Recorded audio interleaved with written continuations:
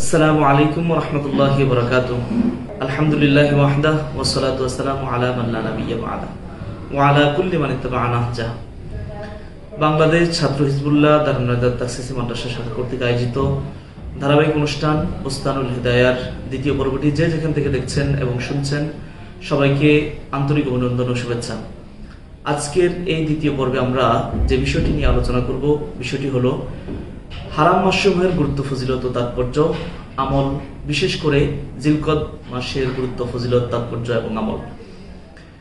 আমরা যদি পবিত্র কালামে পাকের দিকে তাকাই তাহলে সূরা তওবার 36 নম্বর আয়াতে আমরা পাবো আল্লাহ তাআলা তার কালামে পাকে ইরশাদ করেছেন, আউযু বিল্লাহি মিনাশ শাইতানির রাজিম, বিসমিল্লাহির রহমানির রহিম, ইন্না ইদ্দাতাশ শুহুরি ইনদাল্লাহি 12 শাহরান ফি কিতাবিল্লাহ।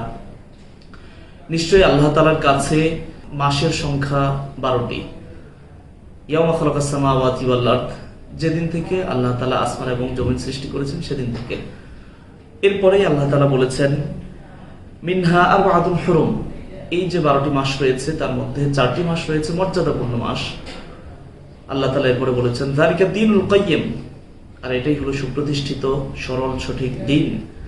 আল্লাহ তাআলা এই আয়াতের মধ্যে বলেছেন ফালা তাজলিমু ফীহিন্না আনফুসাকুম, অর্থাৎ তোমরা তোমাদের উপরে জুলুম করবে না এই মাসসমূহে। এখানে জুলুম বলতে কি বোঝানো হয়েছে? ইবনে যায়েদ রাহমাতুল্লাহি আলাইহি বলেছেন আয-যুলমু আল-আমালু বিমাআসিল্লাহ ওয়া তারকু লিতাআতিহি, অর্থাৎ জুলুম বলতে আল্লাহ তাআলার যে নিষিদ্ধ বিষয়গুলো রয়েছে, আল্লাহ তাআলার যে নিষেধকৃত বিষয়গুলো রয়েছে সেগুলোকে পালন করা, সেগুলো করা, আর হলো আল্লাহ তাআলার যে আনুগত্য রয়েছে আনুগত্যকে পরিত্যাগ করা, এটা হলো জুলুম। অর্থাৎ পাপ কাজ করা এবং আল্লাহ তাআলার আদেশকে মেনে না চলা, আল্লাহ তাআলার নিষেধকৃত বিষয়গুলোকে পালন করা, এটার নামে জুলুম।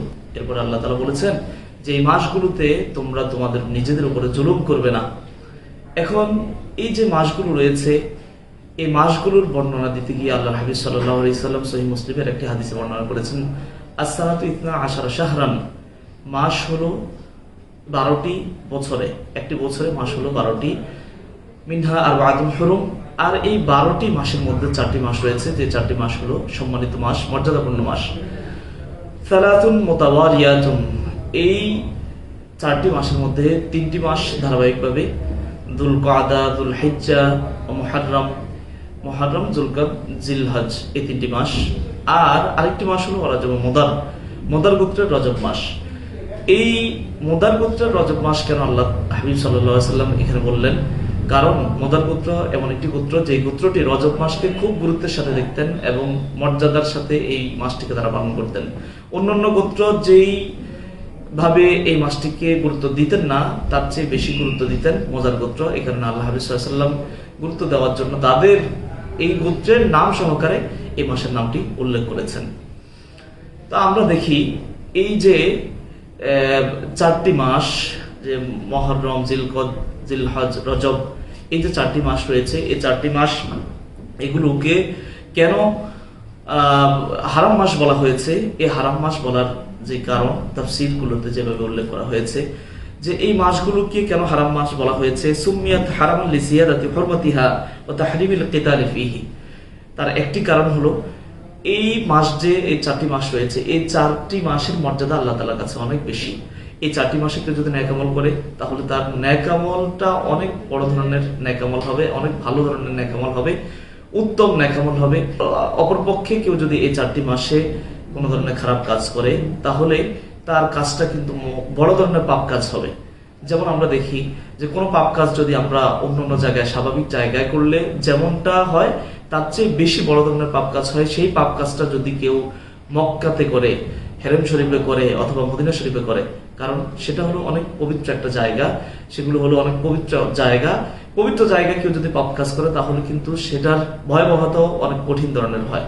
আবার সেখানে যদি কেউ কোনো ভালো কাজ করে তাহলে সেই ভালো কাজটাও অনেক বড় ধরনের একটা ভালো কাজ হয়। তো এই কারণে এই হারাম মাসগুলোকে গুরুত্ব দিয়ে হারাম মাসগুলোতে ন্যায় আমল করবে এবং হারাম মাসগুলোতে সে পাপ কাজ করবে না, এই কারণে কিন্তু এগুলো মর্যাদাপূর্ণ মাস।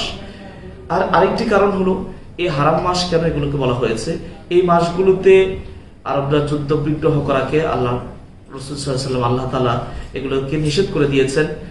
আরবরা এই মাসগুলোতে যুদ্ধ বিগ্রহ করতো না, এমনকি তারা তাদের বাবার হত্যাকারীর প্রতিশোধ কিন্তু এই মাসে নিত না। যদিও দেখতো যে তাদের সামনে দিয়ে তাদের বাবার হত্যাকারী চলে যাচ্ছে, কিন্তু তারপরও এই হারাম মাসগুলোতে তারা মর্যাদার কারণে, এই হারাম মাসগুলোকে গুরুত্ব দেওয়ার কারণে তারা তাদের বাবার প্রতিশোধ গ্রহণ করতো না।